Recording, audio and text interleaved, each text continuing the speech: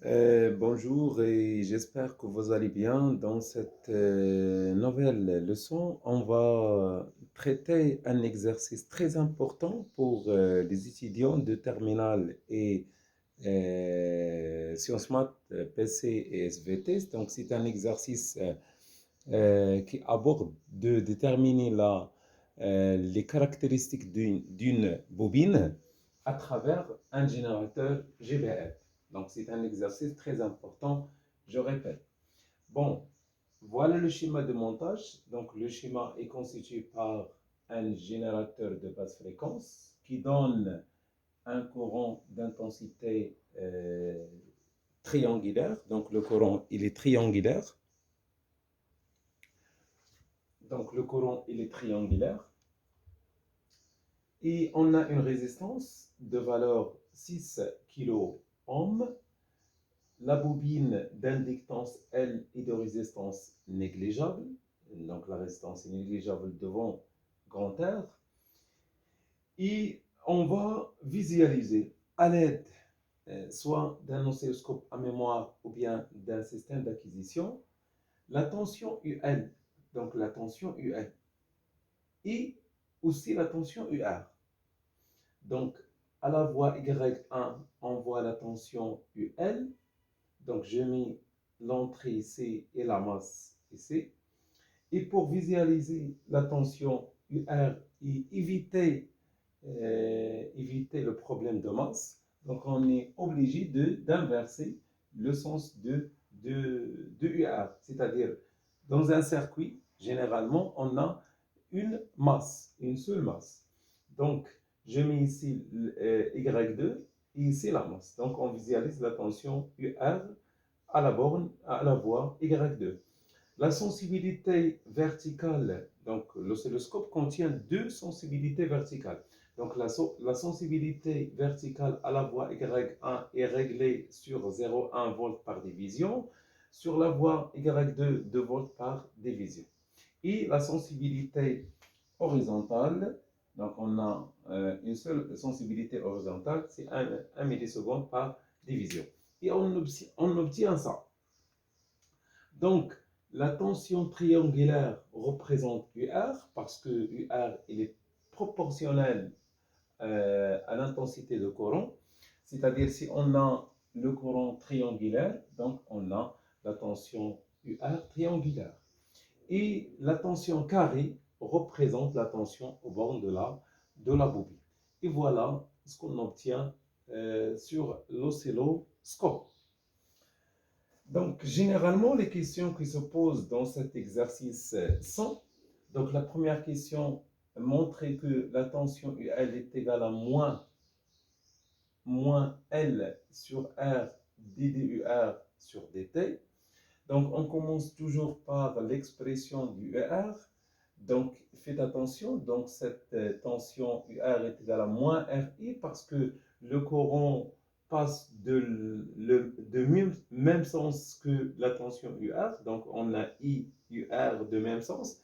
Donc, j'écris ici moins RI. Et par conséquent, I est égal à moins UR sur R. On a la tension au bornes de la bobine est égale à LDI sur dt. Je remplace I par moins UR sur R. Donc, voilà ce qu'on obtient. Et finalement, on obtient l'équation demandée. Donc, il faut retenir la méthode. Donc, on commence par UL est égal à LDI sur dt et on remplace I par moins UR sur R. Et faites attention pour le signe moins parce que UR avec I, ils ont de même signe. Par contre, UL et I, ils ont des signes opposés. La deuxième question, c'est déterminer l'inductance L. Bien sûr, en exploitant la courbe. Donc, vous voyez ici que la tension UR, c'est une droite, soit affine ou bien linéaire. Donc, je prends tout simplement la demi-période, c'est-à-dire soit on considère cette partie, ou bien cette droite, ou bien cette droite, ou bien cette droite. Donc, j'ai choisi cette droite, par exemple. Voilà la droite UR. Donc, UR est une droite, hein, est une droite.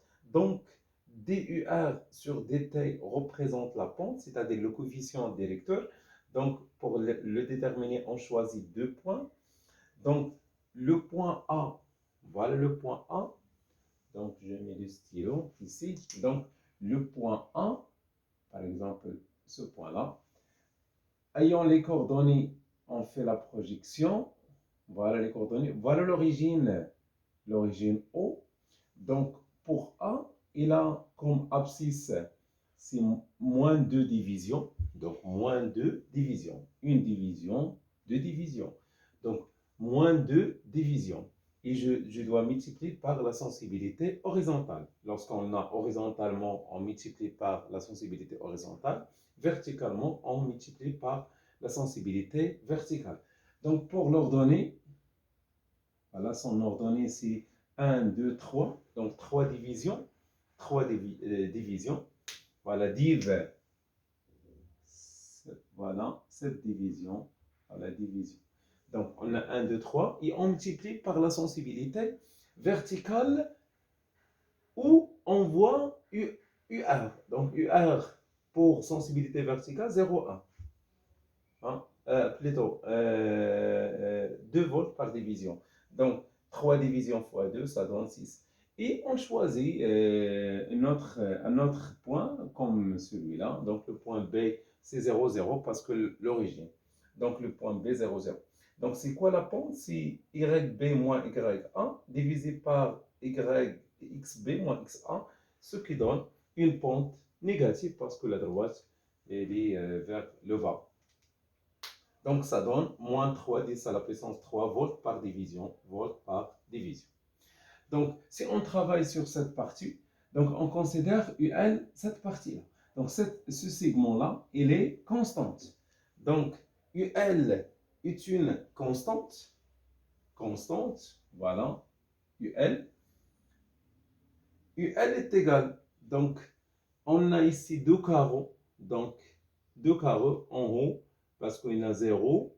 Ça, c'est les chiffres négatifs. Et voilà les nombres positifs. Donc, on a deux carreaux pour UL. Donc, UL est égal à 2 fois la sensibilité verticale de UL. Donc, on voit UL sur la voie Y1. Donc, on multiplie par 0,1. Donc, ce qui donne UL est égal à 0,2 volts. Et on obtient L dans cette équation-là. Donc, L est égal à moins UL fois R divisé par la pente. Voilà, L est égal à moins R UL sur du R sur dt. Donc, comme application numérique, donc R, c'est 6 kg. Kilo, c'est 10 à la puissance 3 fois 0,2 divisé par moins 3 10 à la puissance 3, ce qui donne une valeur toujours positive pour l'inductance, comme l'unité s'exprime en Henry.